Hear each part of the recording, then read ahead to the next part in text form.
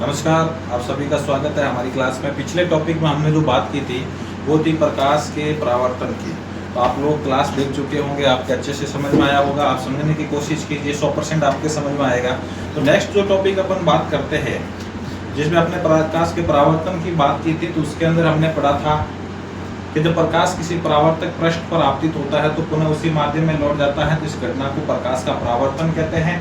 और दूसरी बात हमने जो पढ़ी थी वो पढ़ा था परावर्तन का नियम, जो इस चैप्टर का मोस्ट एक इम्पोर्टेंट है, जिसमें एक पढ़ा था कि जब परावर्तित जो आपतित किरण है वो परावर्तक पृष्ठ पर आपतित होती है तो परावर्तन के पश्चात पुनः उसी माध्यम में लौट जाती है।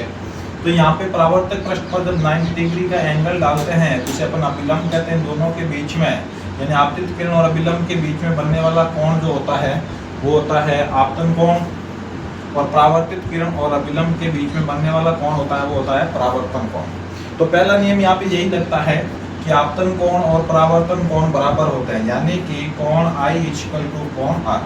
दूसरा जो नियम होता है वो दिया हुआ होता है कि आपतित किरण, परावर्तित किरण और अभिलंब तीनों एक ही तल में होते हैं। तो अपन दूसरी बात करते हैं, यहाँ पे जो परावर्तन होता है वो दो प्रकार से होता है।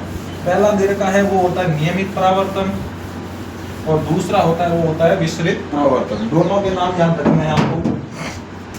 पहला दे रखा है नियमित परावर्तन, नियमित परावर्तन। तो जरा ध्यान दीजिए, इसमें नियमित परावर्तन के अंदर क्या होता है कि यहाँ पे जो परावर्तक पृष्ठ होता है यानी एकदम समतल और चमकीला होता है, या दर्पण कह सकते हैं, कि जो इसमें जो परावर्तक पृष्ठ पर एक दूसरे के समांतर जो आपतित प्रकाश की किरणें आपतित होती है, तो परावर्तन के पश्चात पुनः एक दूसरे के समांतर ही परावर्तित हो जाती है, तो इसे नियमित परावर्तन कहते हैं। वापस ध्यान दीजिएगा कि जब आपतित किरणें एक दूसरे के समांतर परावर्तक पृष्ठ पर आपतित होती है तो परावर्तन के पश्चात पुनः उसी माध्यम में एक दूसरे के समांतर यानी पैरेलल रिफ्लेक्शन होता है या परावर्तित होती है, इसे अपन नियमित परावर्तन कहते हैं। जो मैं बोल रहा हूँ उसी को साथ साथ में आप नोट्स बना सकते हैं। तो देखिए, दूसरे जो नियम की बात करते हैं वो होता है विसरित परावर्तन। दोनों के परावर्तक पृष्ठों का आपको ध्यान रखना है, विसरित परावर्तन।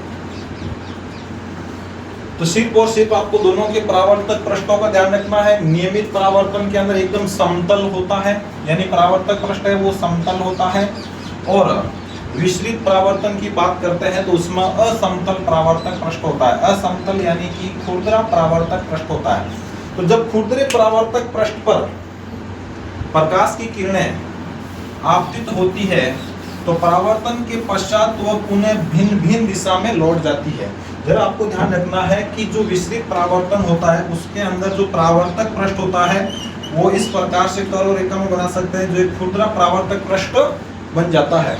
तो इसके ऊपर जब प्रकाश की किरणें आपतित होती है, जरा ध्यान से देखिए मैं इसमें किस प्रकार से बनाता हूँ। तो ये प्रकाश की किरणें आपतित हो रही है तो परावर्तन के पश्चात इस दिशा में यानी जाएगी तो वापस पुनः उसी दिशा में, लेकिन एक दूसरे के पैरेलल यानी समांतर परावर्तित नहीं होती है। दूसरी प्रकाश की किरण यहाँ पे आपतित होती है तो देखिए यहाँ पे इसकी डायरेक्शन चेंज होगी, यानी एक दूसरे के समांतर नहीं है।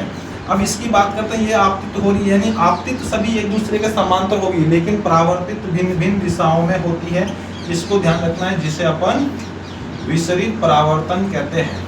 ठीक है, दोनों ही परावर्तन आपके समझ में आ गए होंगे। पहला होता है नियमित परावर्तन, जो चिकने और समतल परावर्तक पृष्ठ पर समांतर परावर्तित होती है, और दूसरा दे रखा है विसरित परावर्तन, जिसके अंदर जब एक दूसरे के समांतर आपतित होती है तो परावर्तन भिन्न भिन्न दिशा में होती है। तो यहाँ पे एक बात आती है परावर्तक पृष्ठ की, आपके समझ में नहीं आया होगा तो अभी तक तो ध्यान नहीं दिया। तो अभी देखिए परावर्तक पृष्ठ क्या होता है, तो ध्यान से पढ़ा उसको तो पहले ही पता आ गया होगा समझ में, क्योंकि परावर्तक पृष्ठ का मतलब होता है कि वह पृष्ठ, परावर्तक पृष्ठ जिसके अंदर अपन ध्यान से देखेंगे कि वह पृष्ठ या चमकीली सतह हो सकती है, दर्पण हो सकता है, जिससे प्रकाश टकरा करके परावर्तित होता है, उसी को अपन क्या कह सकते हैं, परावर्तक पृष्ठ कहते हैं। हम बचपन में भी खेलते हैं, तो सूर्य के प्रकाश के सामने दर्पण को करते हैं तो उसका प्रकाश यानी रिफ्लेक्शन परावर्तित होता है। तो उसी को अपन परावर्तक पृष्ठ कह सकते हैं। या फिर घर के अंदर जो बर्तन होते हैं जो धूप में चमकते हैं, उससे जो फ्लैश रिफ्लेक्स होता है यानी परावर्तित होता है, जो हमारे नेत्रों में प्रवेश करता है, तो वो एक परावर्तक पृष्ठ की तरह कार्य करता है। तो इसमें अपन ध्यान देंगे कि वह परावर्तक पृष्ठ या वह पृष्ठ जिससे प्रकाश का परावर्तन होता है, प्रकाश का परावर्तन होता है, उसे परावर्तक पृष्ठ कहते हैं, परावर्तक पृष्ठ कहते हैं। तो जिसमें चमकीली सतह हो सकती है या फिर दर्पण हो सकता है या कोई भी चमकीली वस्तु हो सकती है जिससे प्रकाश का परावर्तन होता है, उसे प्रकाश का परावर्तक पृष्ठ कहते हैं।